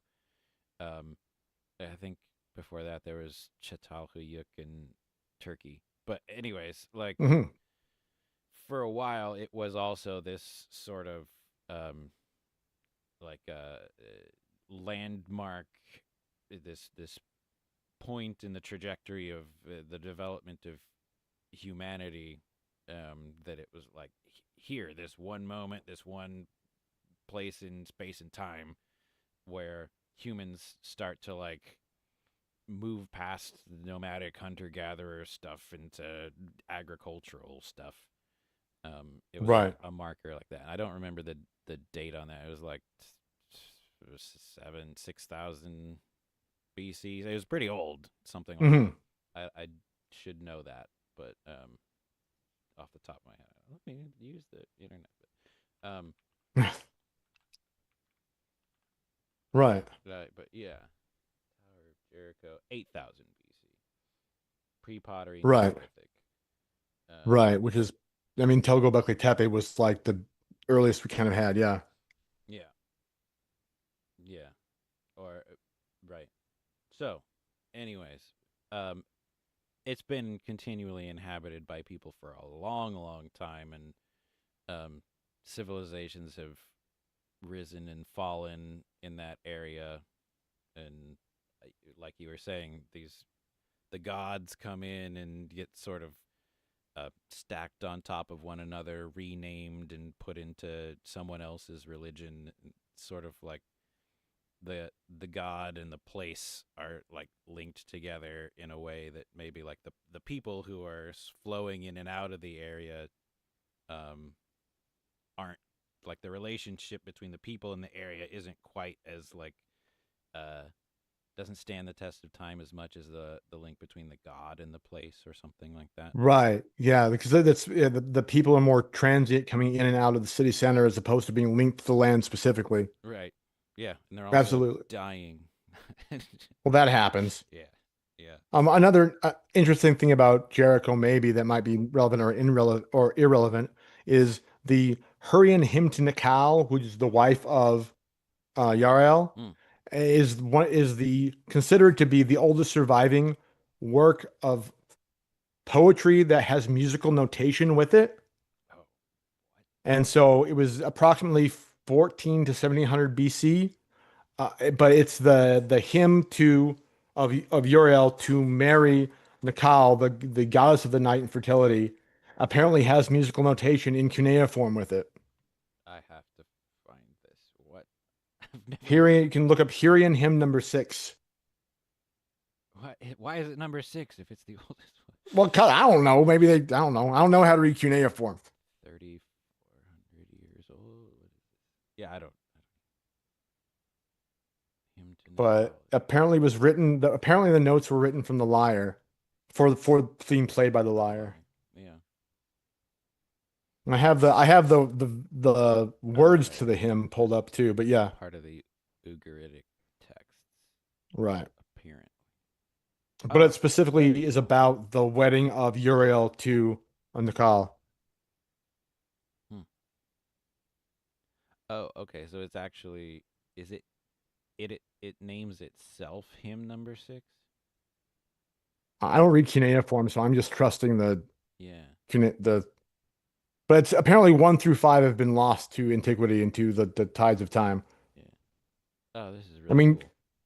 Jethro Tull has that song, hymn number 47, and there are no 1 through 46. So Mm. Mm. You know, you make a good point there. just taking creative license. Okay, cool. Well, I will look into that more All right. on my own time.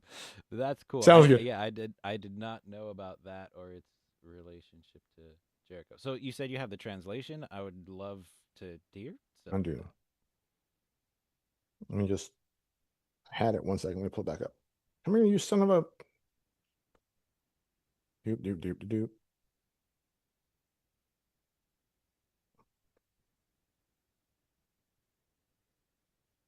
Yeah, not the musical part. Sorry, I closed that tab 1 second. Oh, no, it's right here. I just have what's up on Wikipedia. No, you're fine. Here you go. So here's the song. Um, it says, Yaraki, the luminary of the sky, sends word to Kirabi, king of summer. Give me the Kyle. Yarak would wed her. Let Ib enter his home. Then I will give to her father as her marriage price 1,000 shekels of silver and 10,000 shekels of gold, and will send jewels of pure lapis lazuli. I will make her field like a vineyard, the field of her love like an orchard.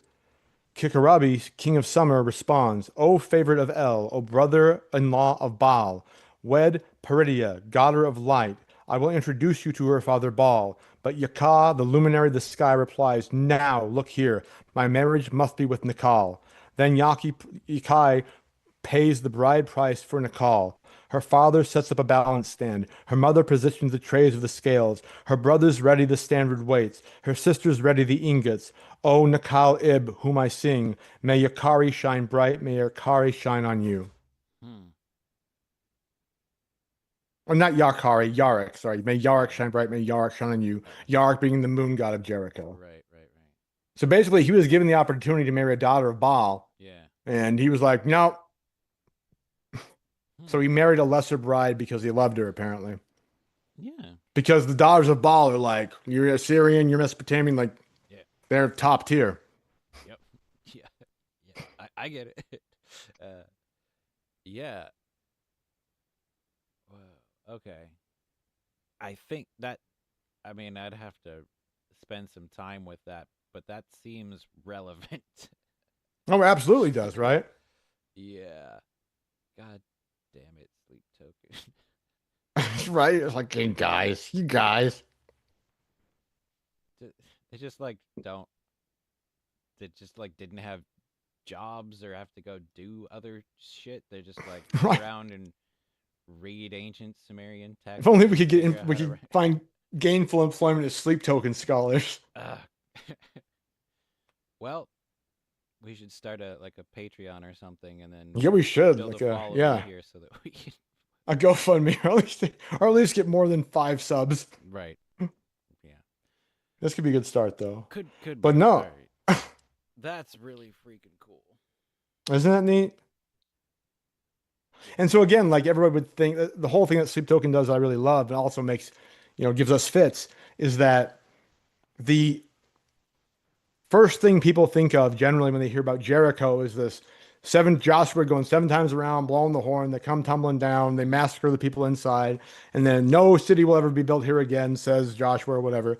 And that's like what people think of, but it's not that myth. It's not that story that the song's about. It's about the older myths Right. that the song's actually about. Right. Right. Hell yeah. Yeah. Okay. So yes. Cool. I'm gonna keep the song going. That is really awesome. Yeah. So everybody think about that as you're listening to the song, or else. That.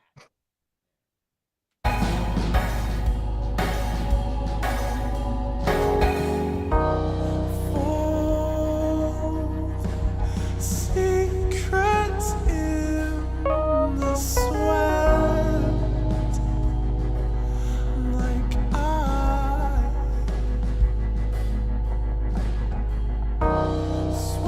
swallow years beneath this bed.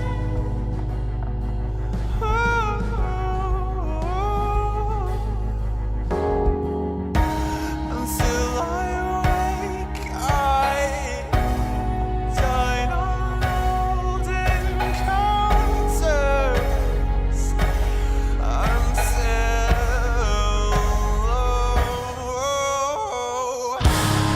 something in the way you lay enough to make the dead switch graves. You take your leave.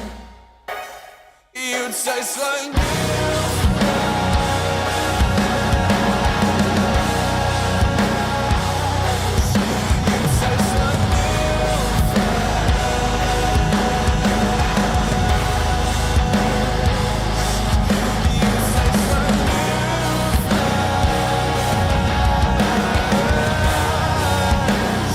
say my name again. Say my name again.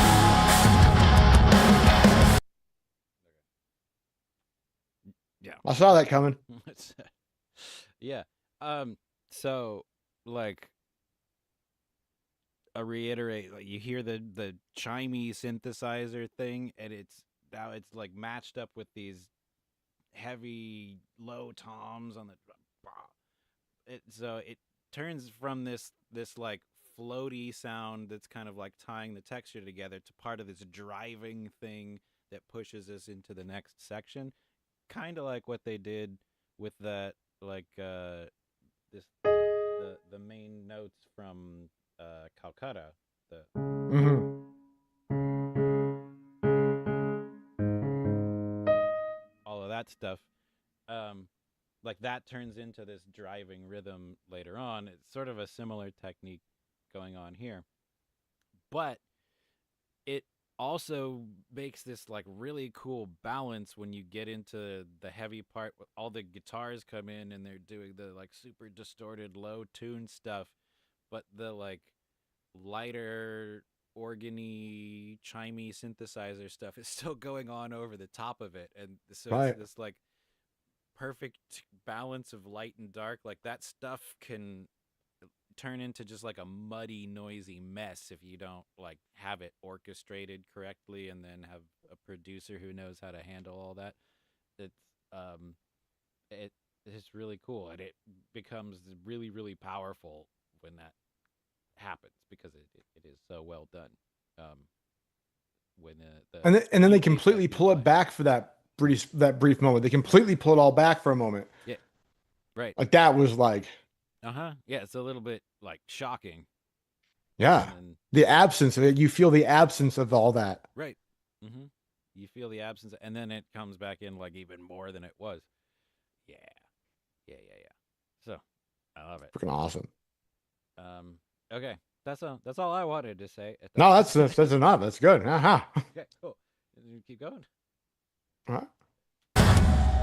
My hands are not worthy. My hands are not worthy. My hands are not.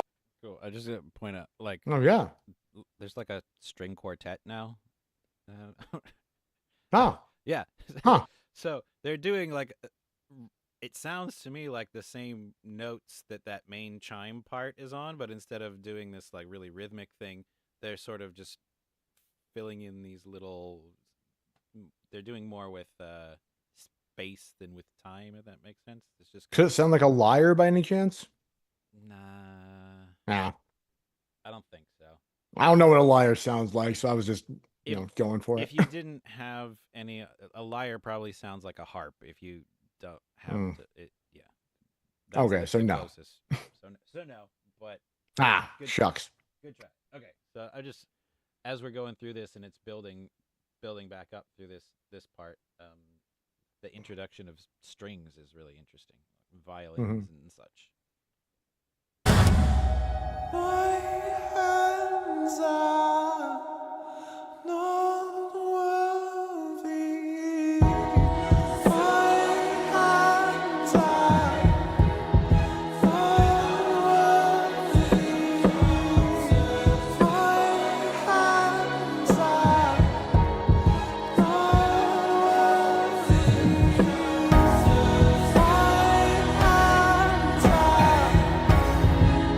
Chime again.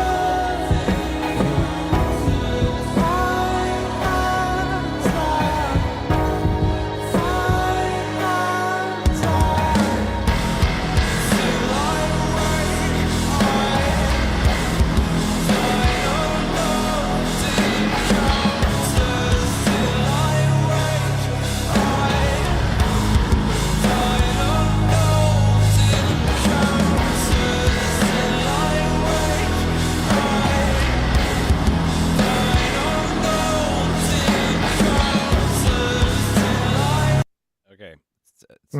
So there's a lot going on here, but There's a lot, yeah. yeah. So while all that string stuff is going on, the drums are playing this like what's actually a pretty aggressive like tom beat, but it's filtered, like all the high end has been cut out of it. So it gets pushed way to the back of the mix. So it sounds kind of like this.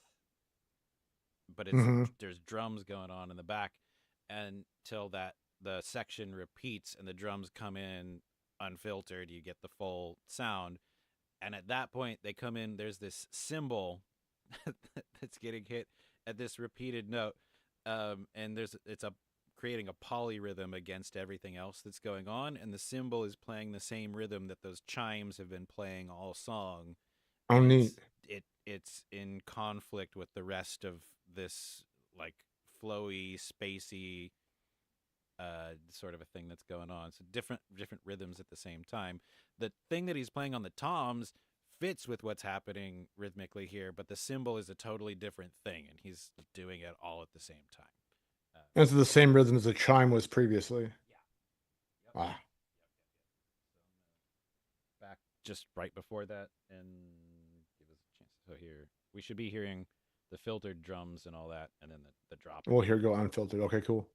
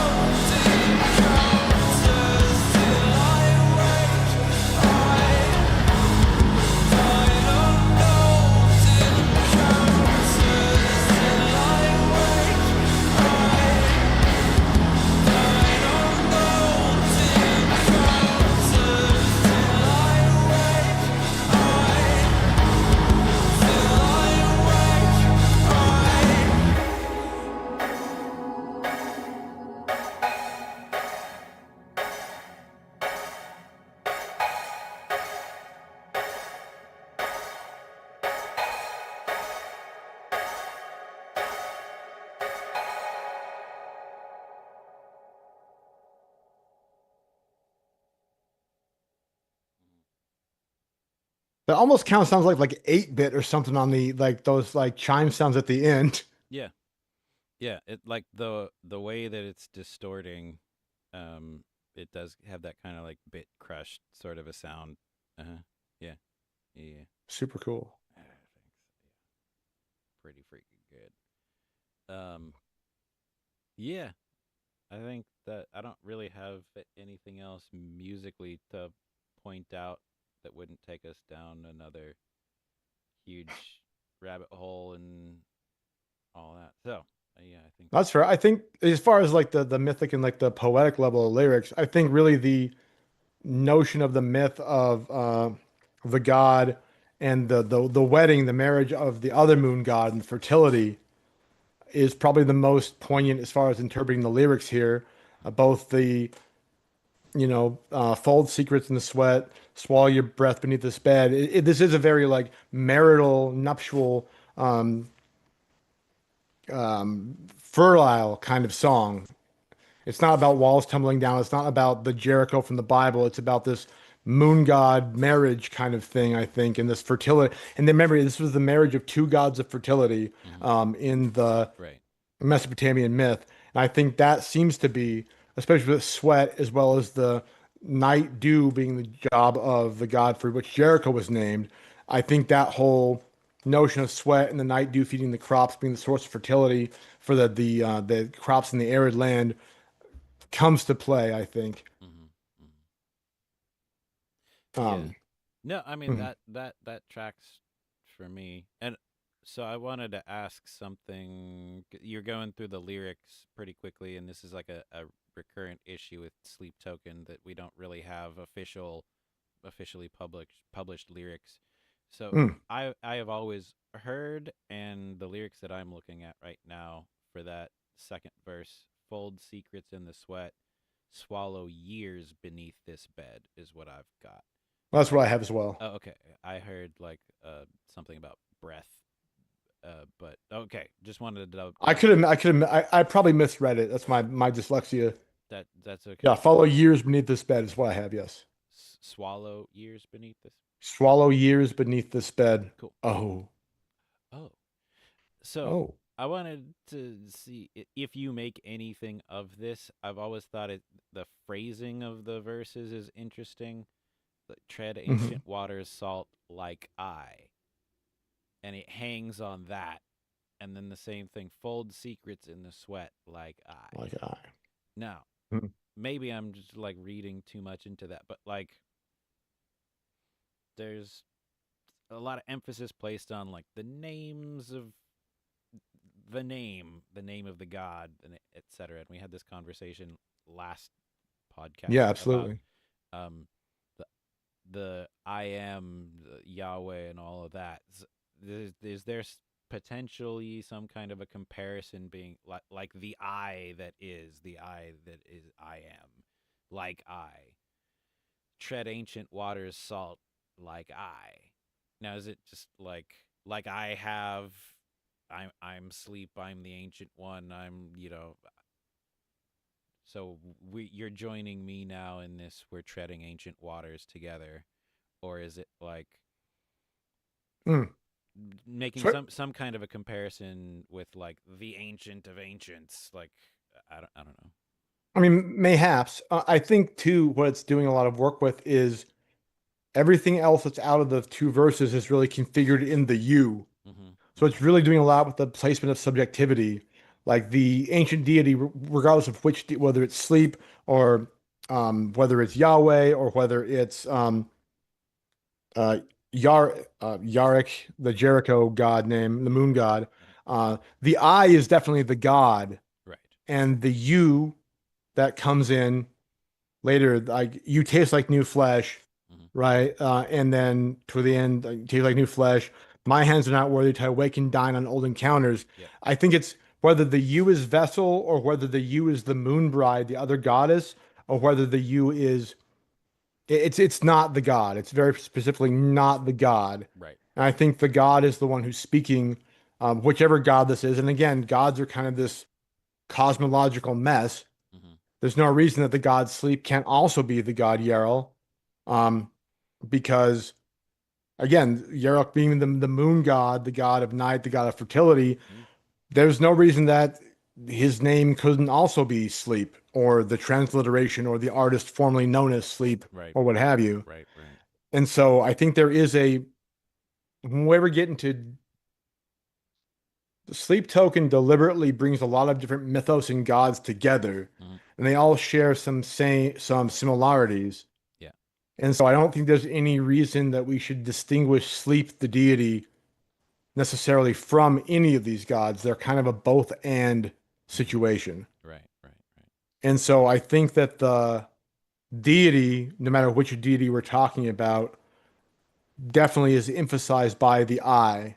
Like I tread ancient water, salt, like I. Mhm. We're in deity realm. We're not in vessel realm. Right, right, right, So I think that that distinction is being made without being super specific as to which deity is speaking there. yeah.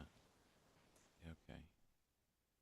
Yeah, I mean that looked like that tracks Yeah. completely with what I've thought about it, but I just wanted to yeah, get your reaction to that because I think it's really interesting. It's a striking way of phrasing the line and hanging on that thought. Oh, exactly. Yeah. And the thing is, you're also subordinating the subject of the sentence till the last position in the sentence. Mhm. Mhm. And you're also using a metaphorical composition. Fold the secrets into the sweat like I. Mhm. Not just I fold the secrets into the sweat. No, no, no, no, no. Mhm. Fold the secret into the sweat like I. Right. So it's also kind of incomplete syntactically at the same time. It's giving the action up front in a metaphoric sense, Yeah. like the actor. Right. That's, you don't see that every day. You don't. Yeah. Exactly. You don't. So it makes you think. Oh, it does, absolutely. And it's definitely intentional. Yeah. And like this is another recurrent thing, another recurrent metaphor in Sleep Token songs, like this introduction of water and water and salt and sinking. Like this is like okay, you're entering into the waters for the first time, sort of a thing. And now that you're here, what you need to do is let yourself let yourself go, let yourself fall into the water, and that's gonna. Well, and Come water up and again, but and water being like an essential thing for life, water being a place of rebirth, no matter which mythical Mhm. tradition you want to go into, water being necessary for the revitalization of the crops, no matter which mythical tradition you're going with. Yeah, Salt as well is necessary for a thing, especially if you go back to Calcutta. The idea of salt in India is huge, especially in oh yeah, British colonial times. That's where the Brits got all their salt from, was India. sure, Um, and so the idea of Calcutta being the British capital or the seat of the British Empire in India and the capital of the salt trade. right, I mean, the lifeblood of the colonial empire was very much the import and export of salt they got from India. hmm So, hmm I mean, there's a lot of there, no matter which way you go. right, yeah, and I think the like continuing on like that train of thought, like the with the sinking into the waters, um, sink down like precious stones. It's like if you drop something expensive into the ocean and it sinks, it's gone and you're never getting it back. Um, Hmm. so it's like, but it's also valuable. So there's something valuable you're being asked to give up in order to enter into to this. Uh, No, for sure. And to make that universal truth more specific to the myth mhm. is the moon god gave not only the shekels of gold and silver, but the lapis stones Right. were part of the bridal gift Hmm. to wed the moon goddess Right. in Jericho. And so that's part of it too. And you also have the kind of double entendre of the valuable stones that were donated to the bridal price as the stones of the walls coming down in the biblical myth. Hmm. So I think it's doing a lot of work on both. Again, sink down like precious stones, like would happen in water, but also like the walls that were protecting the city from the invasion of the Hmm. Israelites, Hmm. also. Sure. And so I think again, like it's both and like there's no way that Sleep Token's not aware of this two combative or these two battling mythic traditions doing the same work. Right. Right. Yeah. Yeah. It's a very good song for having so much meaning in so few words that aren't repeated. Like Right. like there's only probably what, like 3 sentences that aren't repeated here, but there's so much in them. Mm-hmm. Right. Yeah. Wish I could do that. Me too. I wish you could do that. Who doesn't? Yeah. All right. Well, So I think that kind of settles it for two. I think so. If anybody watches this after it's been posted, and has any things they'd like us to cover or things we screwed up on, post it in the comments and we'll do a reconsideration at some point in time and touch on anything y'all think should be touched on. Yeah. Um, so where do we go from here? I know we have, before we get to Atlantic, we have Jaws. What else do we have? So we've got Jaws. We have their cover of Hey Ya. And there's Very mythical, very mythical. well, yeah. Yeah, actually. I think there's one other song that's not coming to mind. And then we have Sundowning, the whole album. Oh, sorry, I Sundowning. jumped right to Atlantic. I'm sorry, the Sundowning. My bad. Yeah. Yeah. And then after Sundowning, then This Place Will Become Your Tomb, which is the album that Atlantic starts. Right. So yeah. Are there any tracks that were released between Sundowning and This Place Will Become Your Tomb? So there are some covers that got released with the special or deluxe edition of Sundowning. Yeah. So there's a cover of the other song in between the EPs and Sundowning is The Way That You Were. So it's a Sleep Token original song, but it's also got a music video. Right. So Okay. next time, So next time people out there can expect Jaws, Hey Ya, and The Way That You Were. The Way That You Was. Yeah. The Way You Was. The Way You Was. Then after that, the plan is, I think, to continue on and begin Sundowning. Probably 3 tracks at a time seems to be a good fit for our time slot. Yeah, seems to work. About 3 tracks at a time. So yeah, like Aaron said, if you have any comments, things you want to highlight or disagree with, or think that we could dig into a little bit deeper, drop it in the comments. We'd be happy to bring it up at the next one, or if it needs a whole discussion of its own, then great. We can do that. Awesome. Yeah.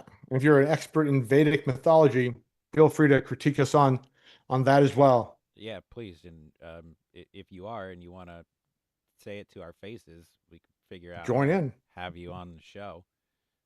Yeah, that'd be pretty cool too. Indeed. All right. Well, hey, thanks for watching episode 2. Episode 3 will not be about an EP by the same number and name as the episode. We'll do the 3 tracks, Jaws, Hey Ya, and what's it called? The Way That You Were. The Way That You Was. Yeah. The Way You Were. How You Used to Be. Remember how it used to be. All right. All right.